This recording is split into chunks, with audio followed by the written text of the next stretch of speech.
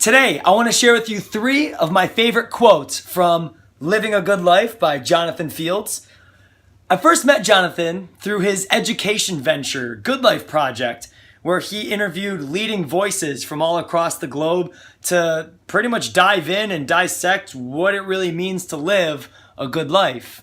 The one question that he always ends his interviews with when he's talking to these leading voices is, what does living a good life mean to you?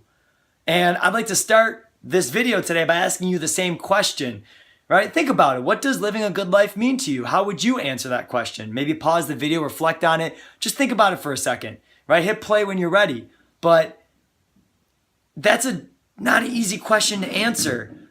But it's one of those questions that if you can answer it, if you can come up with your version of good life, then it can definitely guide you forward in your path, on your journey, in a much more dynamic and strong way.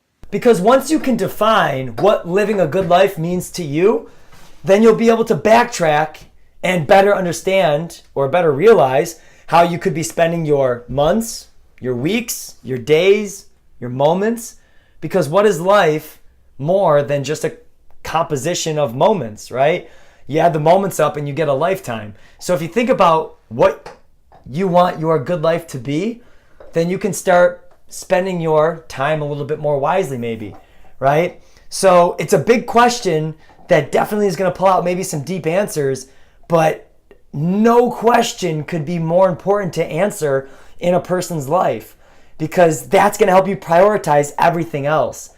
So really, again, I'll share these 3 quotes, but understand there's so much more to it than just the quotes from this book. It's a question that hopefully, if you can really sit with and reflect on, you'll find a lot more meaning in your days and your weeks and your months and ultimately your lifetime, right? This is one of those guiding life questions.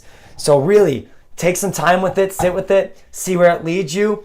And ladies and gentlemen, without further ado, here are my 3 favorite quotes from Jonathan Fields' book, Living a Good Life. Quote number 1, here we go. What if you don't so much have a passion or purpose as much as you pursue something or a bunch of things with passion and a sense of purpose?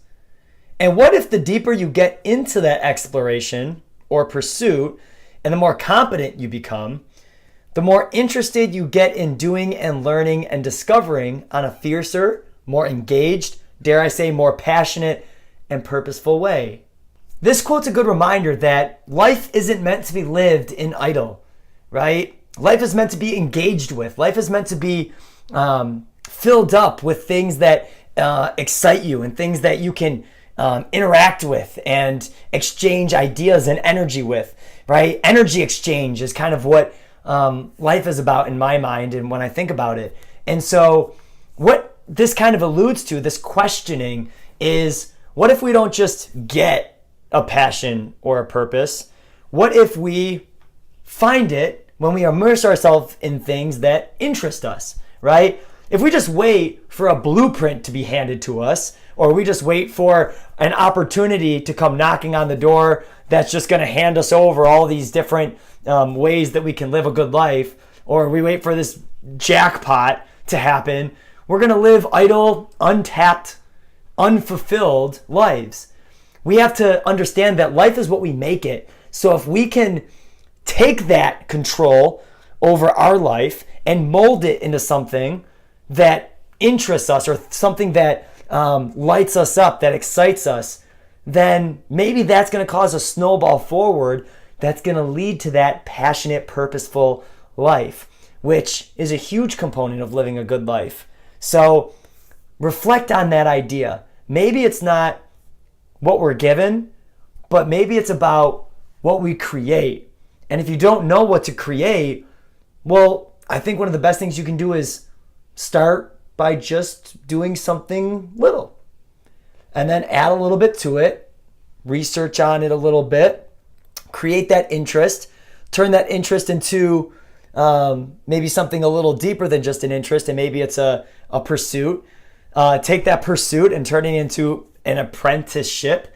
Take the apprenticeship and turn it into maybe a job of some kind on the side, and then it turns into a career. You never know, but you have to take control and you have to start something with what you have, right? Don't wait for someone to give it to you, because if you wait for other people to tell you what to do in your life, then ultimately your life is going to be controlled by other people, and that's not what you want. You want to have that control over it. So I think that's a great first quote, and that's what I think about when I hear it. So take control, own your life, and start small and let it kind of build off of what interests you and turn that into passionate, purposeful living. Quote number 2, here we go. Simple truth: fast and busy are a choice. We choose to go fast and be busy because we think it'll get us what we want. All too often, it doesn't. Fast and busy makes us brittle. It makes us feel like every inch of space in life is locked in and there's no room to move.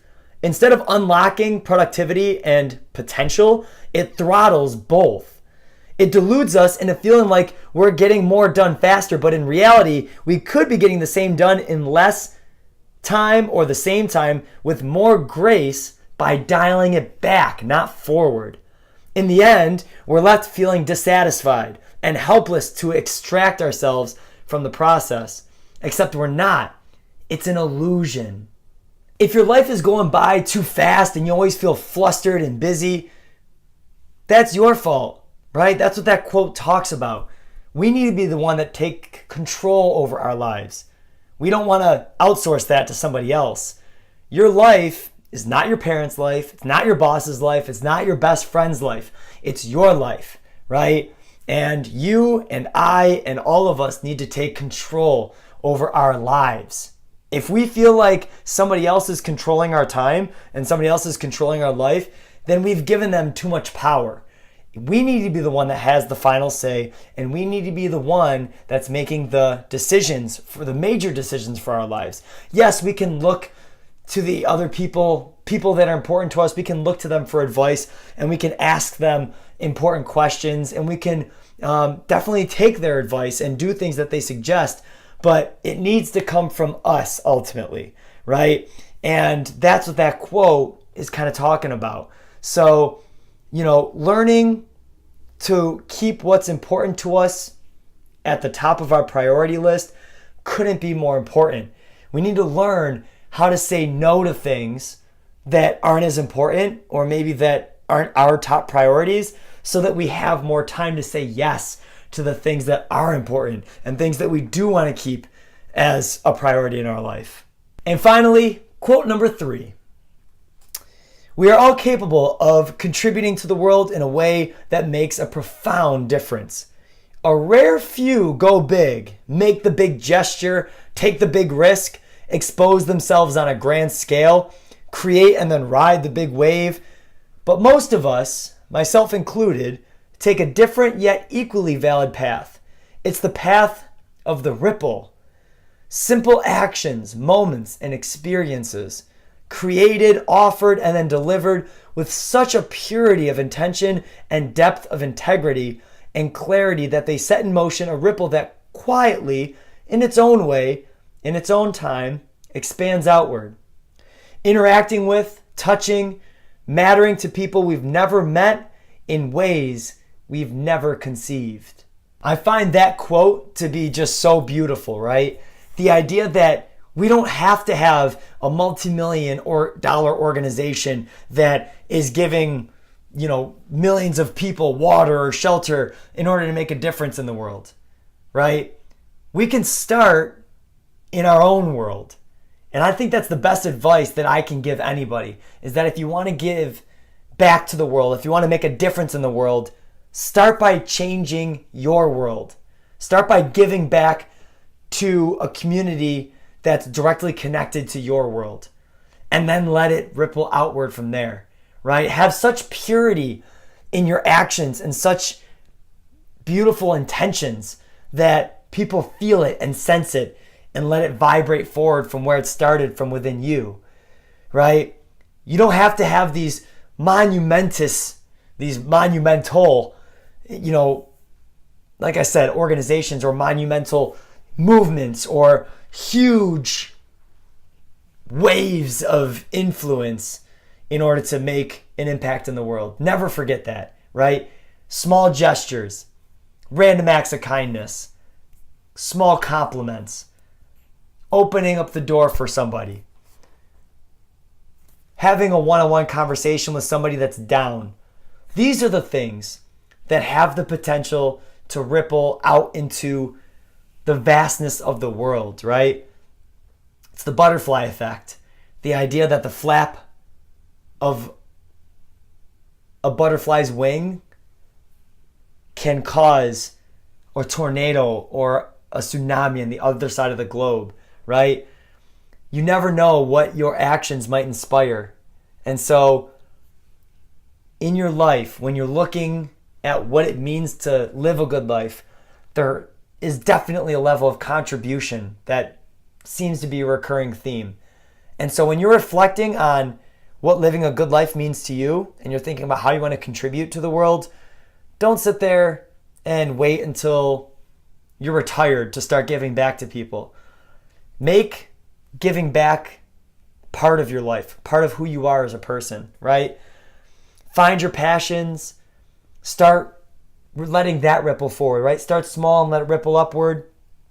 When you're thinking about, how you want to give back in the world, think ripples, not waves. And live with just that purity of thought and intention that's true to who you are as a person. And a good life will certainly come your way.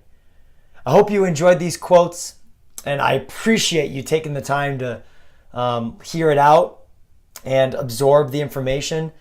I hope this ripples to you, and I hope it ripples forward from you. So thank you again for watching. Enjoy the rest of your day, and I look forward to seeing you guys next time. Take care.